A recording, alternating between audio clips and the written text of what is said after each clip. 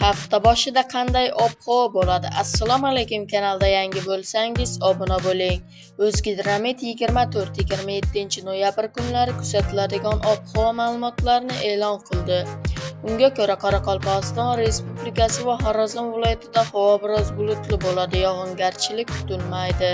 Harorat kechasi 0,5 daraja iliq, ba'zi joylarda 2 darajagacha sovuq bo'lishi mumkin. Kunduzi 12-17 daraja iliq, 27 noyabr kechasi 2-3 daraja iliq, kunduzi 10-15 daraja issiq bo'ladi.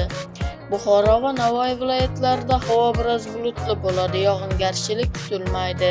Harorat kechasi 0,5 daraja iliq, kunduzi 13-18 daraja issiq bo'ladi.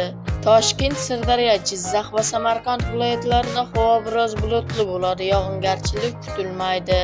Harorat kechasi 0,5 daraja iliq, kunduzi 13-18 daraja issiq bo'ladi. Qashqadaryo va Surxondaryo viloyatlarida havo biroz bulutli bo'ladi, yog'ingarchilik kutilmaydi. Harorat kechasi 24-26 noyabrda 2-7 daraja iliq, 27 noyabrda 0,5 daraja iliq, kunduzi 14-19 daraja issiq bo'ladi. Andijon, Namangan va Farg'ona viloyatlarida havo biroz bulutli bo'ladi, yog'ingarchilik kutilmaydi. Ba'zi joylarda tuman tushishi mumkin. Harorat kechasi 0,5 daraja iliq, kunduzi 11-16 daraja issiq bo'ladi.